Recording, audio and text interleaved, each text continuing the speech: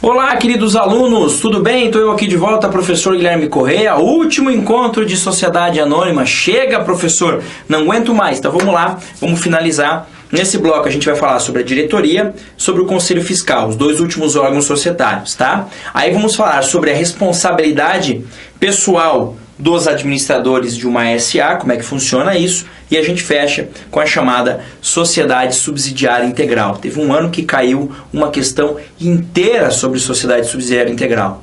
Torça para que isso aconteça no teu exame de ordem, porque é uma questão grátis, um brinde que a FGV pode te dar. Então, Sociedade Anônima, parte 4, e a gente finaliza aqui essa minissérie Sociedade Anônima, a minissérie que com certeza não te trouxe tanta alegria como a minissérie da Globo, tanto prazer, mas que com certeza vai te ajudar na tua aprovação. Então, diretoria, tá? Professor, conselho de administração, o senhor disse que nem toda a SA tinha, disse e repito, diretoria toda tem que existir. Toda SA tem que ter diretor. Agora, cuidado. Professor, quantos? Aí é um outro problema. Eu preciso de pelo menos 2, mas não há um número máximo. Tem grandes companhias que têm 5, 6, 7 diretores em razão da grande complexidade, tá? Então é órgão obrigatório. E é obrigatório por quê? Porque ele é o órgão de representação da companhia. Então, os diretores representam a companhia. E juntamente com o conselho de administração, a diretoria faz o quê? Administra, tá? Só que, claro, lá no conselho de administração, o conselho de administração fixa grandes rumos gerais, grandes planos para a companhia, e os diretores são aqueles que põem a mão na massa, são aqueles que de fato fazem com que esses rumos gerais se tornem efetivos, se tornem aplicações práticas. Perfeito? É formada por quem? Olha lá, como eu disse para você, pelo menos 2. 2 ou mais pessoas físicas. Cuidado, isso aqui é muito importante, tá? Eu não tenho diretor pessoa jurídica. Eu posso ter acionista pessoa jurídica? Pode, é muito comum. É muito comum você ter como acionista de uma SA uma pessoa jurídica. Perfeito. Mas diretor é pessoa física. É um homem, é uma mulher de carne e osso. Acabou, tá? E olha lá. Podem ser acionistas? Podem, mas não precisam ser. Podem ser acionistas ou não. E isso aqui é importante. Residentes no Brasil. Residentes no Brasil. Precisam ser brasileiros? Não. Se você pegar grande parte das companhias brasileiras, grandes, aquelas multinacionais que existem em vários países, você pega aqui, por exemplo, um amigo meu trabalhou muito tempo na Kraft. Os diretores, tinham lá 3 diretores brasileiros, mas tinha um diretor argentino, um diretor americano que estava aqui no Brasil. Residente aqui, mas não brasileiro, tá? Essa não é uma exigência, tá? Eleitos por quem? Pelo Conselho de Administração ou pela Assembleia Geral, caso não exista o Conselho de Administração. E a gente já viu por que é que o Conselho de Administração que tem a incumbência de eleger, porque é ele que fixa os grandes rumos. Ora, se ele fixou os grandes rumos, nada melhor do que ele escolher as peças chave para que esses grandes rumos sejam alcançados, sejam atingidos. Beleza? Tranquilo? Além disso, outras regras sobre diretoria devem vir no estatuto, como por exemplo, o número de diretores ou o máximo e o mínimo permitidos. O estatuto vai definir. Essa companhia terá pelo menos 4 até 9. Pode? Pode. Não pode definir menos do que 2, porque 2 é uma exigência legal. Pelo menos 2 diretores, tá? 2 ou mais. Mas o estatuto pode dizer, olha, essa sociedade ela terá de 3 a 9 diretores. E é a Assembleia Geral que vai definir, tá? O modo de sua substituição, como eles serão substituídos. O prazo de gestão, que não será superior a 3 anos, permitida a reeleição. E as atribuições e poderes de cada diretor. Então você vai ser o diretor de vendas. Você só vai trabalhar com as vendas do nosso objeto social. Você vai ser o diretor jurídico, só isso. Você vai ser o diretor de assuntos corporativos. Você vai lidar direto com o Estado. Acabou. Você vai ser o diretor financeiro.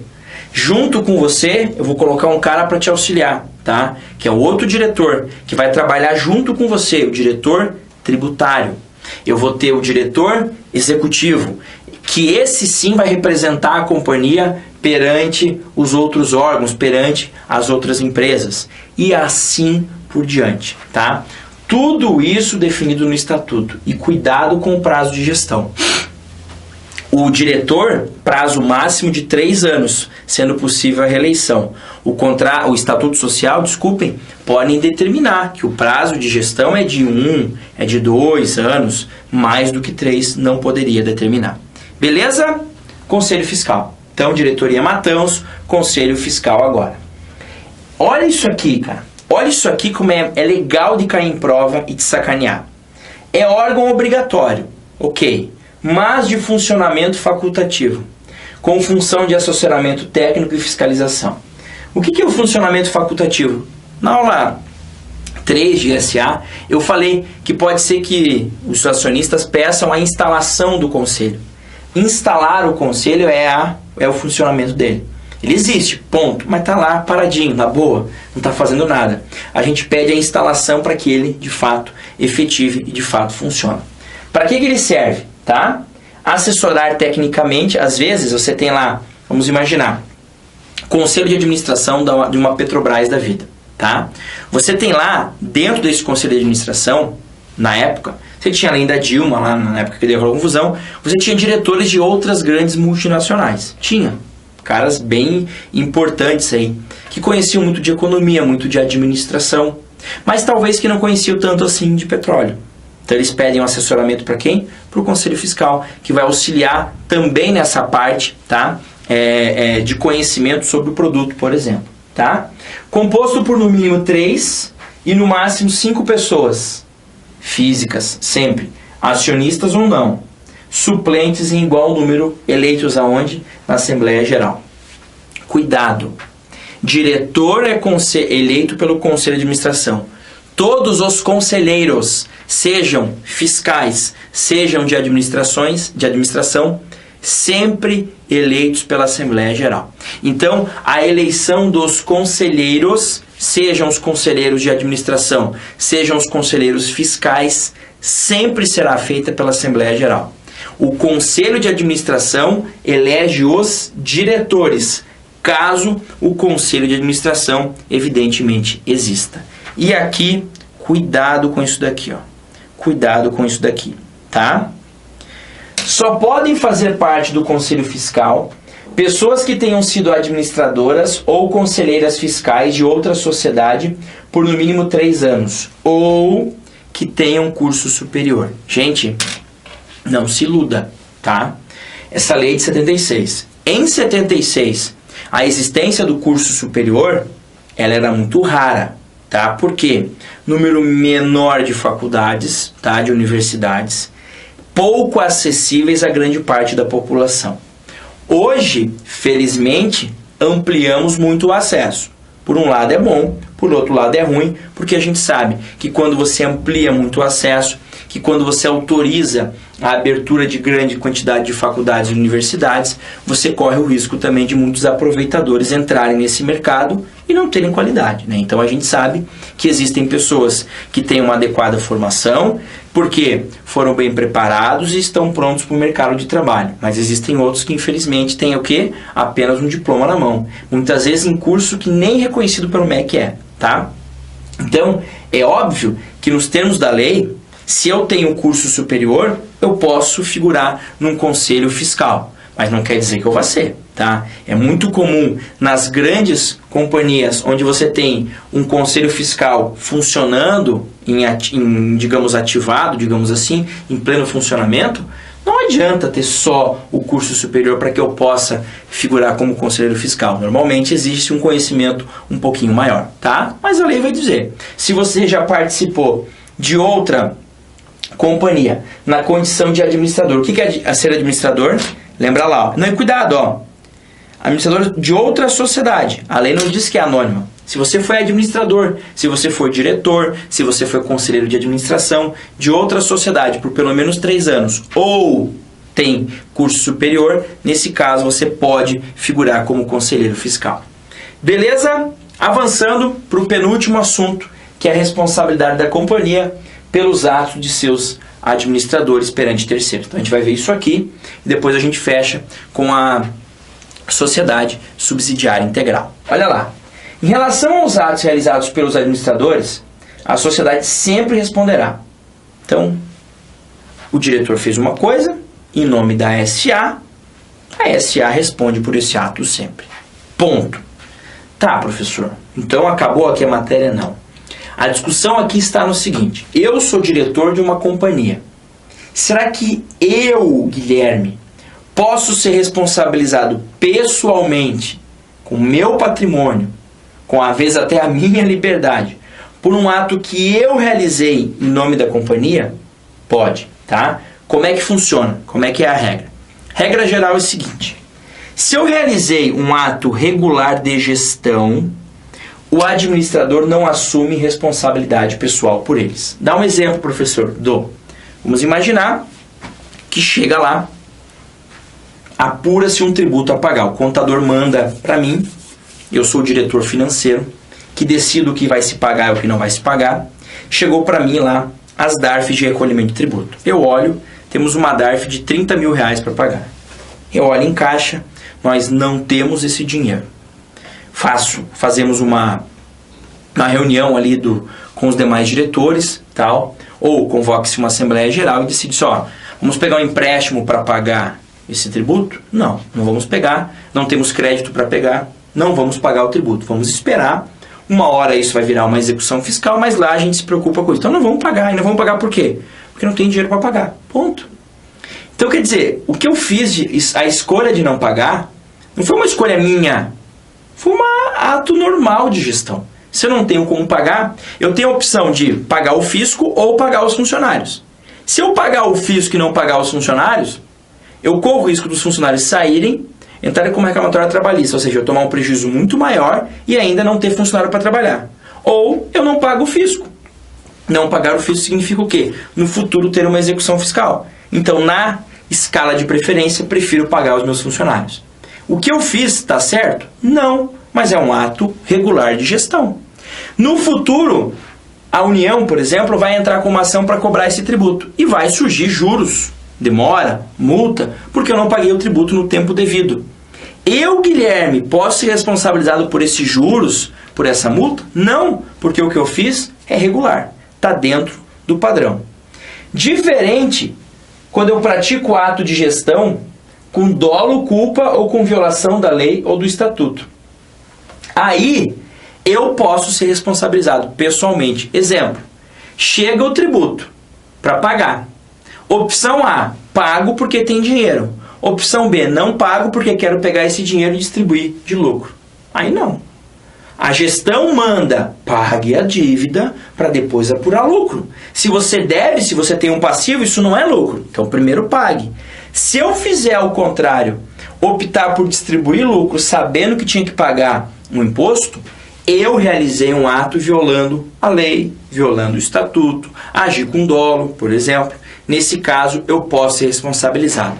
E por que eu digo que eu posso e não que eu serei necessariamente? Porque eu preciso deliberar. E aí a gente entra na ação de responsabilidade contra, não é como aqui, contra o administrador faltoso. Então, ele realizou um ato, com dolo, culpa ou violando lei ou estatuto. Beleza? Beleza. Agora vamos deliberar se entraremos ou não com a ação contra ele.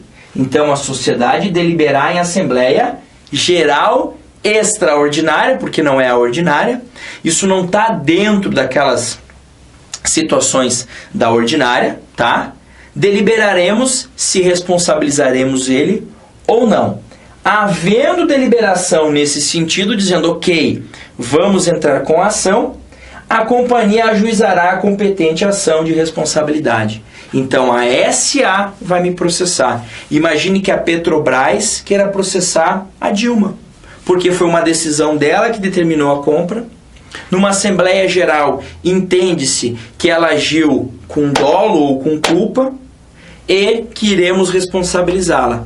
Deliberamos que sim, a SA entra com uma ação contra a Dilma, que era uma das administradoras, sendo um dos membros do Conselho de Administração. Tá? Agora imagine o seguinte, professor. Deliberamos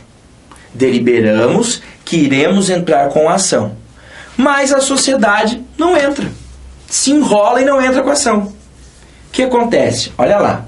No caso de a companhia, mesmo havendo deliberação nesse sentido, não ingressar com a ação no prazo de 3 meses da deliberação, qualquer acionista poderá mover a ação em nome próprio para recuperar o prejuízo da companhia, ou seja, o benefício da ação não será revertido ao acionista, mas sim à sociedade. Então a companhia deliberou, vamos processar fulano de tal. Hoje, dezembro de 2017, beleza. Janeiro de 17 não entra com ação, fevereiro de 17 não entra com ação, março de 17 não entra com ação. Eu, acionista, falo, tá de sacanagem. Deliberaram que vão processar o cara e não processam? Olha o prejuízo que a companhia sofreu. Eu posso entrar com ação. No meu nome, pedindo a reparação do prejuízo causado à companhia. É o que a gente chama de legitimidade extraordinária. Porque eu estou em nome próprio, buscando a reparação de um dano alheio. No meu nome, reparar o dano da sociedade anônima. Claro que eu vou deixar claro isso para o juiz, porque senão o juiz não vai entender. Ele vai falar assim, Guilherme, porque você está entrando com a ação no teu nome, o prejuízo foi deles. Porque houve deliberação nesse sentido, junto à ata, tal dia, não entrou com a ação em tal tempo, por isso eu estou entrando. Ganho a indenização, 300 mil reais de indenização. O que acontece? Passo para a companhia, claro, abatendo aquilo que eu gastei nessa ação. Gastei 50 mil com o advogado, pago 50 mil para mim que eu gastei e passo 250 mil para eles. Professor, se você gastou 350 mil com o advogado, o problema é meu. Eu pego 300 mil, que é o total, passo para pagar o advogado, a companhia não vai receber nada e eu ainda vou ficar com um prejuízo de 50 mil. Então, essa reparação do dano que eu, acionista, sofri, e o acionista aqui poderia ser uma pessoa jurídica, que eu sofri, eu tenho que ser indenizado pelo objeto, pelo produto da condenação, mas limitado a esse produto. Se eu gastei mais do que houve de benefício, o problema é meu. Eu só vou receber de indenização até o teto do benefício, limitado, claro, ao prejuízo que eu sofri. Agora, se o meu prejuízo for maior que o benefício, paciência, eu recebo somente o teto do benefício. Tá? Agora, professor, a Assembleia estava meio compradona, eu achei. Deliberaram não processar o administrador faltoso. Senhor, é um absurdo isso. O cara fez de sacanagem, só que o problema é o seguinte, o administrador é assim com o povo. Ele tem na mão dele 90% dos acionistas. 90%? É. Então, nós que representamos 10%, não conseguimos votar para acionar. Fica tranquilo, porque a lei vai dizer o seguinte: caso a Assembleia delibere por não ajuizar a demanda, acionistas que representem pelo menos 5, vocês têm 10, você me disse, poderão ajuizar a demanda em questão. Então, se um acionista tem 5% ou mais, ou vários têm, por exemplo, eu tenho 1%, o meu amigo tem 2%, o outro tem mais 3%, opa, nós 3 temos 5%. Nós 3 podemos entrar com ação juntos para recuperar o prejuízo da companhia, também em legitimidade extraordinária. E aqui é a mesma regra. O produto daquilo vem para nós, indeniza o custo que a gente teve com essa ação e o restante eu passo à companhia. Nós não teremos lucro com essa ação. Todo o benefício é da companhia. Ela só usa uma parte para pagar o prejuízo que eu tive com essa ação. Ok? Agora, professor, eu posso entrar com uma ação, eu tenho 5% para recuperar o prejuízo da companhia, certo? Certo. Mas eu posso entrar com uma ação para recuperar o prejuízo que eu sofri? Sim, a tua ação valia 10, vale 1 agora. Você sozinho, acionista, se ferrou, com o perdão da palavra. Teve prejuízo. Você pode entrar com uma ação? Pode. Essa ação é para recuperar o meu prejuízo e não o da companhia. Então eu posso entrar com uma ação para recuperar o meu prejuízo e essa em legitimidade ordinária, o que eu ganhar é meu, e uma ação também, se eu quiser, para recuperar o prejuízo da companhia. Só que aí nesse caso, somente se eu tiver pelo menos 5% das ações ou se houve deliberação na Assembleia e ninguém ajuizou no prazo de 3 meses. Agora, professor, eu tenho 10 ações da Petrobras. 10 ações que valiam, sei lá, R$150. E em razão de todo esse escândalo, elas valem hoje R$15. Eu, com essa quantidade ínfima, posso processar a administradora ou o administrador que eu acho que causou? Pode. Você vai ganhar um outro problema. Mas se você conseguir comprovar que o ato dele é que te causou o dano, você pode. Independente do número de ações que você tenha, você pode. Porque esse tipo de ação é uma ação para você recuperar o seu prejuízo e não o prejuízo da companhia. Beleza? E para fechar, isso já apareceu uma vez em prova, como eu disse para você, torça, reze para cair de volta, a tal da sociedade subsidiária integral. Sempre quando eu falo em subsidiária, eu tenho que lembrar o que está depois. Então, assim, responsabilidade subsidiária. Primeiro eu atinjo o patrimônio da sociedade, subsidiariamente o dos sócios. Depois. Então, depois que atingir esse, vou para o dos sócios. Pedido subsidiário. Peço uma coisa, se não der, me dá a outra. A subsidiária, então, é o que vem por trás. Quando eu falo sociedade subsidiária integral, eu olho uma SA. Eu olho lá uma SA. Gama Tecnologia SA. Quando eu olho por trás, lá por trás dela, tem a Alfa Tecnologia Limitada. E por que ela está por trás? Porque ela é dona de todas as ações. Ela comprou todas as ações. Vejam, a SA para ser constituída precisa de pelo menos 2 acionistas.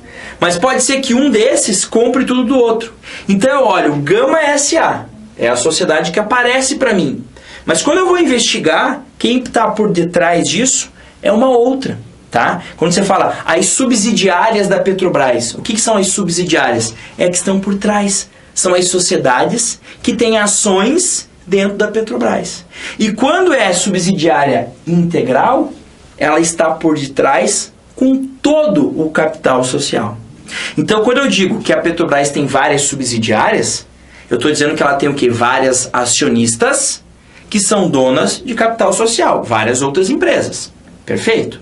Quando eu digo que a empresa tem uma subsidiária só integral, eu estou dizendo que por trás dessa empresa tem uma outra que é dona de tudo. E o conceito de sociedade subsidiária integral passa por isso, segundo a lei. Por quê?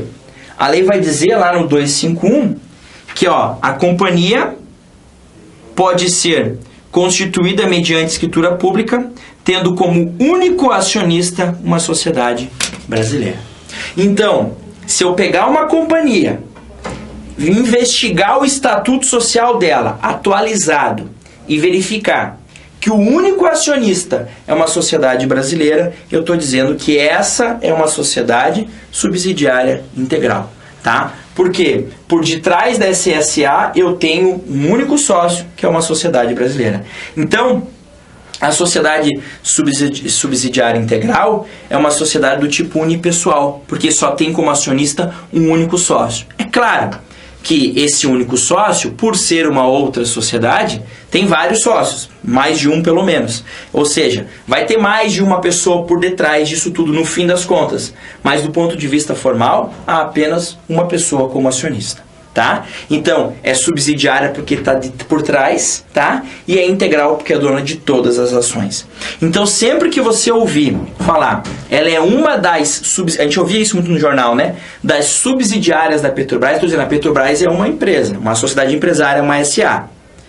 E dizer que a Transpetro é uma das subsidiárias, a Transpetro é uma sociedade acionista da Petrobras. E todas as outras que estão nessa situação são conhecidas como subsidiárias. Subsidiárias são as sociedades que estão por detrás daquela que a gente vê. Eu olho lá Petrobras, quando eu vou investigar, são acionistas Transpetro, Taraná, várias outras, todas subsidiárias. Se uma delas comprar todas as ações da Petrobras, eu vou dizer então que ela se tornou agora uma sociedade subsidiária integral.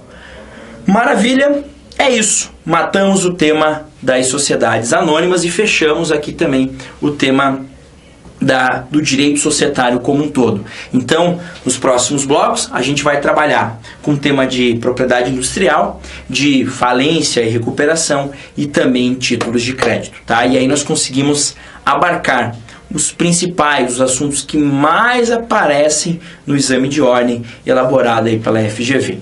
Um grande abraço, muito obrigado pela paciência, porque eu sei que esse assunto é um assunto pesado. Espero que a aula tenha sido agradável e que você tenha conseguido, pelo menos, desmistificar um pouquinho a SA, que eu sei que todo mundo odeia, mas pelo menos eu quero agora, não que se odeie. Eu já não gosto muito, professor, eu odiava, hoje eu não gosto muito. Opa, houve então já uma evolução nesse sentido. Beleza? Bons estudos e até mais.